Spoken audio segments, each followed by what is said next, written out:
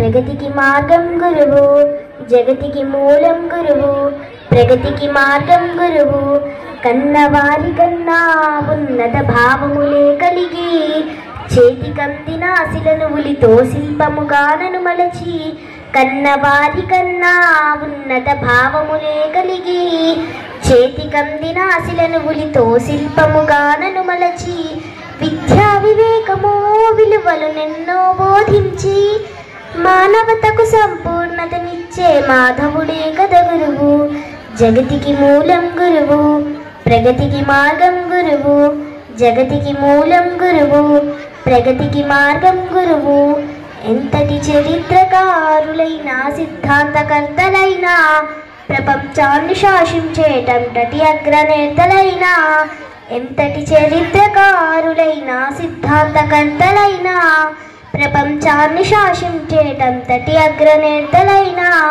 గురువు వల్లనే కదా అంతటి గుర్తింపు పొందినది.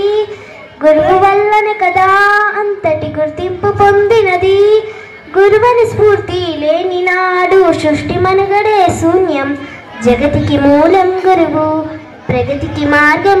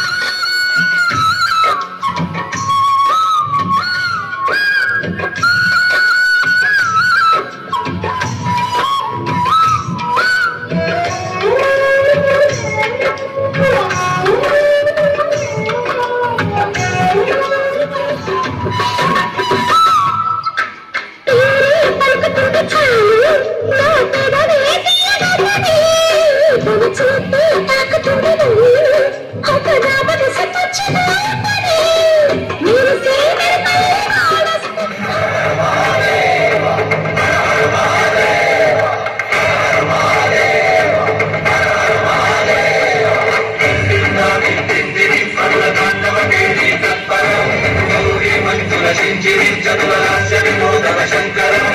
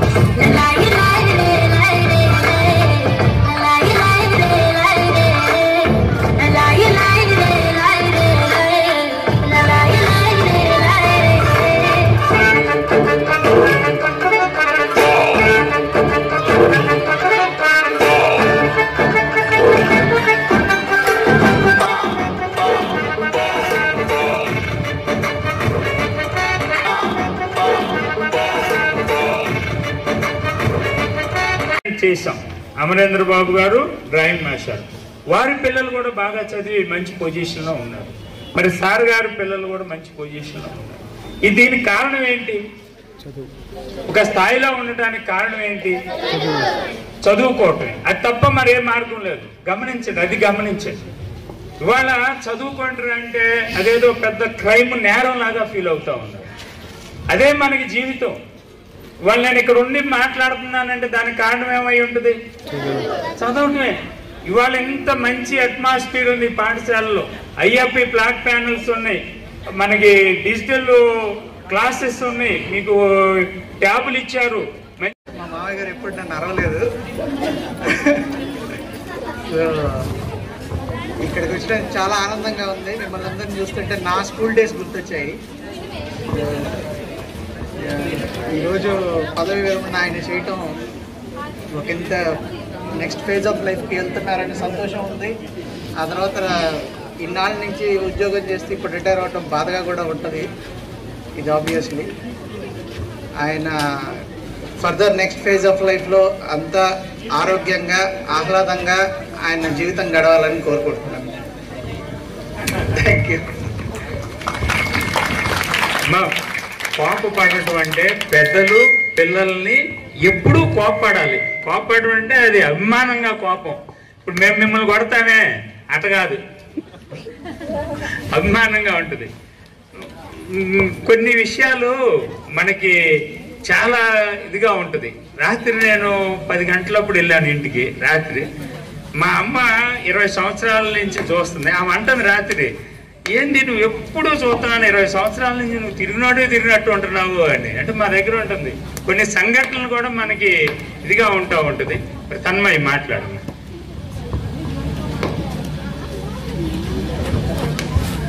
Firstly, thanks for giving this opportunity, Uncle.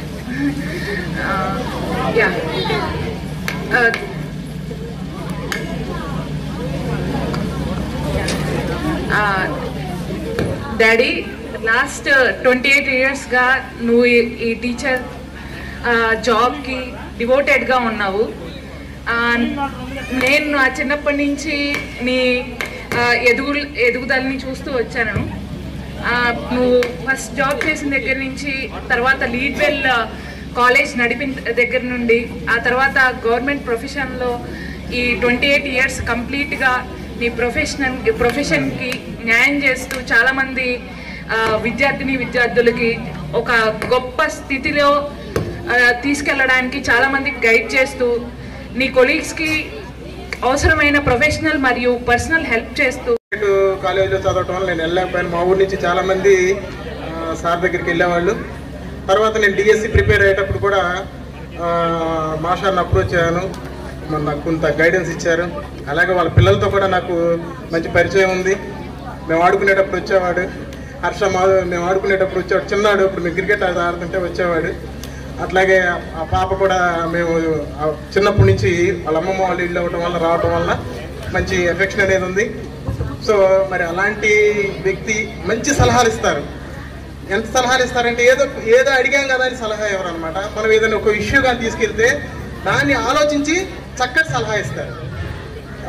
ఇప్పుడు ఫర్ ఎగ్జాంపుల్ మా అమ్మాయి ఇంజనీరింగ్ జాయిన్ అవ్వాలి, దాని గురించి కాలేజీ గురించి సార్ ఏంటి సార్ అని డిస్కస్ చేస్తే ఏదో అడిగానని కాకుండా ఆలోచించి ఒక మంచి సలహా అనమాట. నేను ఎక్స్పెక్ట్ చేయనటువంటి సలహా ఇచ్చారు. ఇక్కడ కార్పొరేట్ కాలేజీలో ఫీజు ఇట్లా కట్టాను సార్, ఇట్లా దాదాపుగా 4 lakhs దాకా కట్టానంటే, కాదు తమ్ముడు సొంతగా వచ్చిందనేటువంటి ఒక ఆలోచన పిల్లలకు కలిగించాలి. సొంతగా ఎంసెట్లో వచ్చినటువంటి కాలేజీలో జాయిన్ చేయి, అది ఒక ప్లస్ పాయింట్ అవుతుంది. ఇది సలహా కాకుండా అట్లాంటి కొంచెం డెప్త్గా ఆలోచించి చెప్తుంటారనమాట ఆ సలహాలు ఏదడిగినా కూడా. సో మరి అలాంటి మంచి వ్యక్తికి మరి రిమైనింగ్ లైఫ్ అంతా కూడా హ్యాపీగా చాలా పీస్ఫుల్గా ఉండాలని చెప్పేసి కోరుకుంటున్నాను. ఇంకా చాలా చెప్పాలనుంది. Okay, thank you for giving this opportunity. మన ఆర్ఎస్ఆర్ మాస్టర్ గారు, వేదికను అలంకరించిన ప్రధానోపాధ్యాయులు కుర్ర శ్రీనివాసరావు గారికి, అట్లానే వారి వియ్యంకులు సుబ్బారావు గారికి, ఇంకా కుటుంబ సభ్యులు తదితరులకు ఆర్ఎస్ఆర్ గారికి నా నమస్కారాలు, పిల్లలకు నా ఆశీస్సులు. ఆర్ఎస్ఆర్ గారు 1989 నుంచి నాకు తెలుసు. అంటే మేమిద్దరం ఎక్కడ మాట్లాడుకోలేకపోయినా సారు హర్ష జూనియర్ కాలేజీలో ఆయన చేస్తూ ఉండేవాళ్ళు. నేను కూడా ఒక ప్రైవేట్ కాలేజీలో పనిచేస్తూ ఉండేవాడిని. తర్వాత నేను కమలా నతానియల్ కాలేజీలో పనిచేశాను. ఐసిఎఫ్ఎస్లో ఇద్దరం కలిసి పనిచేశాను. ఆయన బయటకు వస్తూ ఉంటే నేను లోపల క్లాస్కి వెళ్తుండేవాడిని చాకలి చెరువు దగ్గర. సార్ నేను పరిశీలిస్తూ ఉండేవాడిని. అయితే నాకు కన్ఫ్యూజ్గా ఉండేది. వాణి పబ్లికేషన్ వాళ్ళ అబ్బాయి కూడా ఆర్ఎస్ఆర్ గారు లాగానే ఎట్లనే ఉంటాడు. ఆయనకి సువేగా ఉండేది, మేస్టర్కి కూడా సువేగా ఉండేది. వాళ్ళకి ఇద్దరు అబ్బాయిలేమో అనుకునేవాడిని. తర్వాత ఈ బడికి వచ్చిన తర్వాత తెలిసింది ఆయన వేరు ఈయన వేరు అని.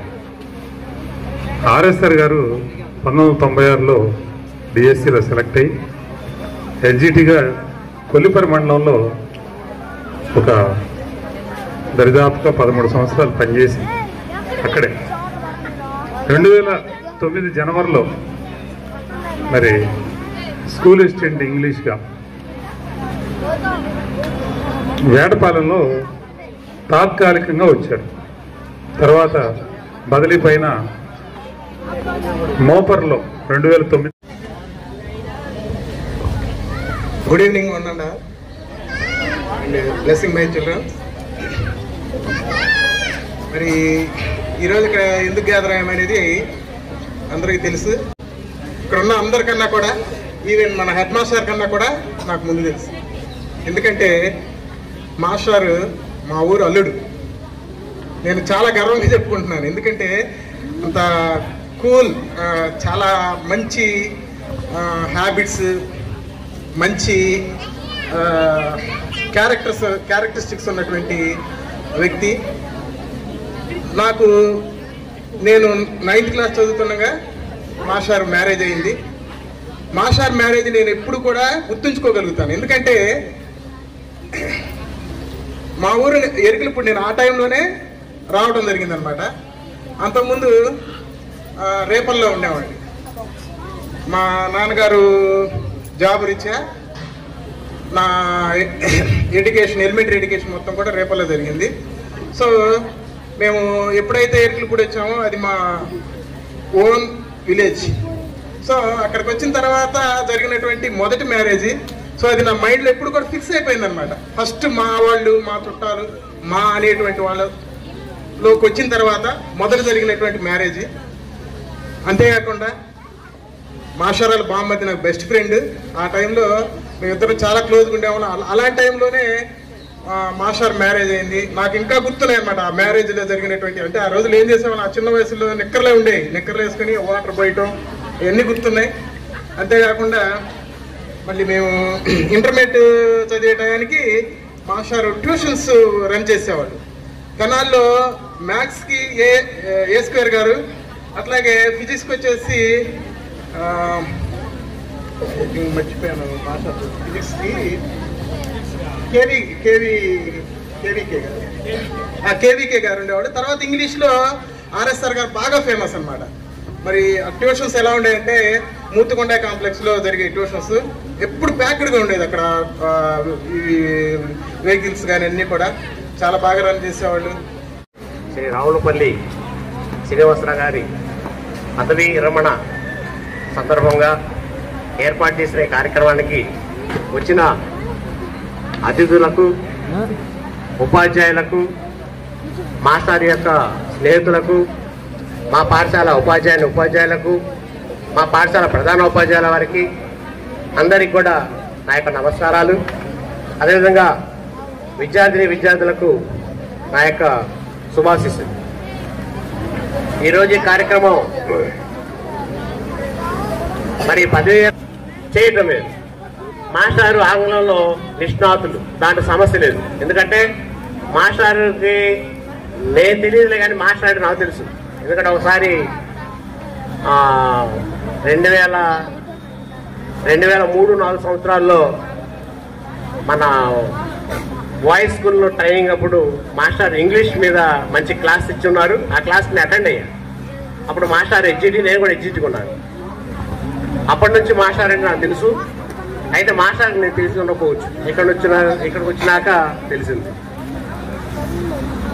ఏదైనా సరే శ్రీ ఆర్ఎస్ఆర్ గారు మా స్టాఫ్ రూమ్లో ఎంతో నిబ్బరంగా, స్నేహితంగా, తక్కువ మాట్లాడేంతగా, ఏదైనా సహాయం అంటే మంచి సలహా ఇచ్చుతూ, ఆ విధంగా ఈ 7 సంవత్సరాల్లో ముఖ్యంగా పంచాయతీలు, మన స్కూల్లో మన హెడ్ మాస్టర్ వచ్చిన తర్వాత పంచాయతీలు లేవులే కానీ అంతకుముందు 6 ఏళ్ళు చిన్న చిన్న పంచాయతీలు ఉండేవి. పిల్లల తగాదాలు కానీ, పెద్దల తగాదాలు కానీ ఎవరైనా సరే మన హెచ్ఎం గారు ఝాన్సీవాణి గారు మాస్టర్ని పిలిచి దానికి చైర్మన్ చేసేవాడు. వాళ్ళకి ఆ పేరెంట్స్ చెప్పాల్సిన మాటలు పేరెంట్స్ చెప్పటం, ఇక్కడ చెప్పాల్సింది చెప్పటం, అలా మొత్తానికి మంచి వాతావరణంలో ఆ పంచాయతీ జరిగిపోయింది. ఆ తర్వాత హెడ్ మాస్టర్ వచ్చినాక కుర్రా శ్రీనివాసరావు గారు వచ్చినాక మా స్టాఫ్ సెక్రటరీ చేసాం. మా స్టాఫ్ స్నేహితులు శ్రేయోభిలాషులు అందరికీ కూడా ముందుగా ధన్యవాదాలు తెలుపుతూ, ముఖ్యమైన విషయం ఏంటంటే ఈరోజు అబ్బాయిలు అమ్మాయిలు మీకే వినండి, ఈరోజు నేను మీ ముందు నిలబడి ఈ కార్యక్రమం చేసుకుంటున్నానంటే ఇందులో నా ప్రతిభ ఏమి లేదు. ఇప్పుడు నేను తప్పనిసరిగా తలుచుకోవాల్సింది పుణ్యమూర్తి అయిన నా తల్లిదండ్రుల్ని. నేను మీలో కొందరిలాగానే మరి స్కూల్ ఏజ్లో, ముఖ్యంగా 6th, 7th క్లాస్ దశలో చదువు మీద అంత శ్రద్ధ కలిగిన మంచి విద్యార్థిని కాదు. 7వ తరగతిలో దాదాపుగా ఒక నెల పాటు అసలు బడికి గైర్హాజరైతే నా పేరు తీసేశారు స్కూల్లో. మళ్ళీ స్కూల్కి తీసుకుపోతే మీ వాడి పేరు లేదు, మీ వాడికి స్కూల్కి వచ్చే అర్హత లేదు, పేరు తీసేశారు, తొలగించారు, మీరు ఎక్కడైనా చేర్చుకోండి అని మా క్లాస్ టీచర్ నన్ను బయటికి పంపారు. నేను ఇంటికి పోయా సంచి బుధాన్ని వేసుకొని. మా అమ్మని తీసుకొస్తే ఆ రోజు మా హెచ్ఎం గారు తాళ్ళూరు వెంకటేశ్వరరావు గారు, ఐతనగర్ హై స్కూల్, ఆయన రాలా. రేపు రెండమ్మ అన్నారు రైటర్ గారు.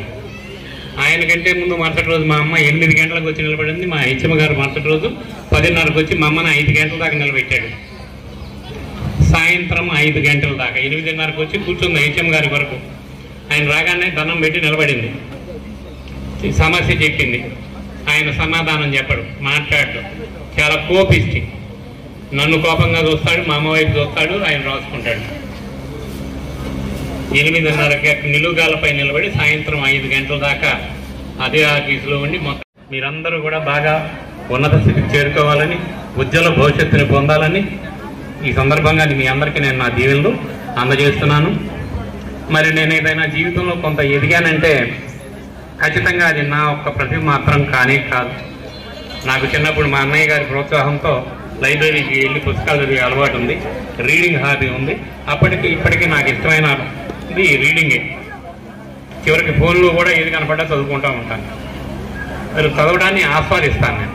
జీవితంలో నా కుటుంబం అంటే నా ఫ్యామిలీ, మా అమ్మ నాన్న, నా తోబుట్టువులు, మా అన్నయ్య అక్కయ్యలు, అలానే నా మిత్రులు, బాల్యమిత్రులు, మరి అందరూ సహాయ సహకారాలు ఉన్నాయి. మరి ఇప్పుడు ఇక్కడ యునైటెడ్ ఇన్సూరెన్స్లో డెవలప్మెంట్ ఆఫీసర్గా పనిచేసి రిటైర్ అయినటువంటి నా మిత్రుడు సోదరుడు జి రవికుమార్ అని ఇప్పుడు దాకా నా పక్కనే కూర్చొని వెళ్ళారు. మరి ఇవాళ నేను ఇక్కడ నిలబడ్డానంటే దీంట్లో అతను ప్రతి విషయంలో కూడా నాకు గైడెన్స్గా ఉండి ఈ ప్రపంచాన్ని, లోకాన్ని పరిచయం చేసి నాకు తెలియని ఎన్నో విషయాలను నేర్పి అన్ని స్థితికి చేర్చినటువంటి మిత్రులు ఇంకా అనేక మంది ఉన్నారు. ఎందరో మరి తోడ్పాటు, ప్రోత్సాహం. మనం ఇతరులతో మంచిగా ఉంటే మనకు కూడా మంచి జరుగుతుంది. మనం మంచి చేస్తే మనం ఏమండి అంటే ఏమండి అంటారు, ఎరా అంటే ఎరా అంటారు. మన మాట మంచిగా ఉంటే మనకు సహాయం కూడా మంచిగా జరుగుతుంది, మంచి దారి కనపడుతుంది, జీవితంలో పైకి వస్తాం. మనకు సహాయపడ్డ వాళ్ళని ఎప్పుడు మర్చిపో.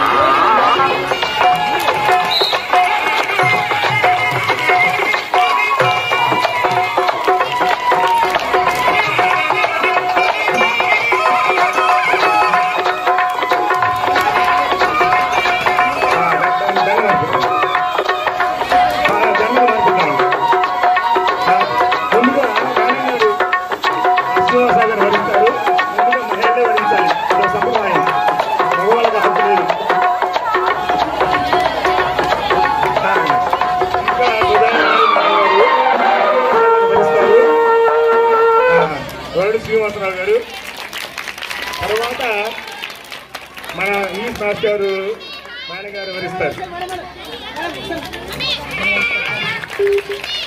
విషయాలు సత్కరిస్తారు. చాలు చాలు కప్పండి, చాలు కప్పండి.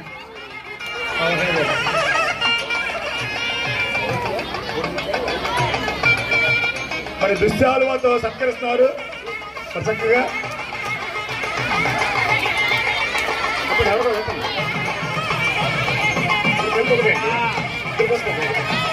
ఇక్కడికి వచ్చారు, రెండు కలిపేయండి. చాలా పెద్ద సెలవు తెచ్చాము. చక్కగా వేయండి, చక్కగా వేయండి. మీరు ఫోటోలో పట్టం కాదు, చాలా చక్కగా చెప్పండి. చాలా చక్కగా వేశారు. తర్వాత నూతన వస్త్రంతో సత్కరించడం. హెడ్ మ్యాచ్ కాదు, నూతన వస్త్రంతో సత్కరిస్తున్నారు. ప్రధానోపాధ్యాయులు శ్రీనివాసరావు గారు, రిటైర్ ఉపాధ్యాయులు శ్రీనివాసరావు గారిని నూతన వస్త్రములతో సత్కరించడం జరుగుతుందండి. తర్వాత వారికి తాంబూలం కూడా ఇస్తున్నారు. మేడం గారికి కూడా నూతన వస్త్రములు పంపడం జరిగింది. మరి నూతన వస్త్రాలతో దుశ్శాల వాళ్ళతో చక్కగా సత్యం జరుగుతుందండి. తర్వాత తాంబూలం ఈయనమ్మాయి తాంబూలంతో కూడా చక్కగా జరుగుతుంది. తర్వాత పుష్పాలతో అందరూ కూడా వాళ్ళని పుష్పాల వాన పూలవాన కురిపించండి. తీసి బట్టలు వెనక పెట్టండి, పిల్లలకి ఇచ్చేస్తాను. పిల్లలు ఎవరు కూడా వెళ్ళకూడదు. గిఫ్ట్ బహుమతి వెళ్ళిపోయారు.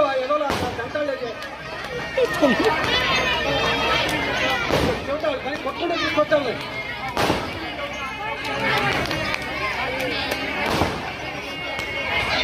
1 2 3.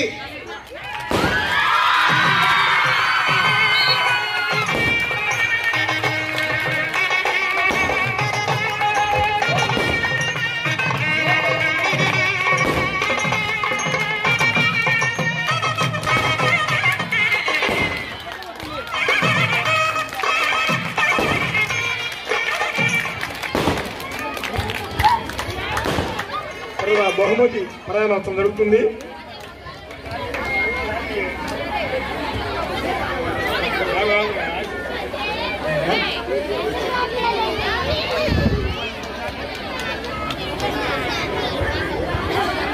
అమ్మా నాగలక్ష్మి, ఆ గిఫ్ట్ ఎక్కడ పెట్టావమ్మా?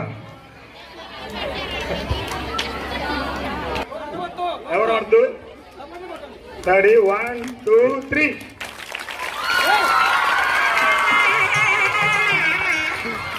అరవద్దు, నోటుతో అరవద్దని చెప్తుండే ఎక్కడ బయట తర్వాత అమరనాథ్ గారు కూడా దుశ్శాల సంతోషాన్ని దుశ్శాల ఇచ్చారు. దుశ్శాల సత్కరిస్తారు.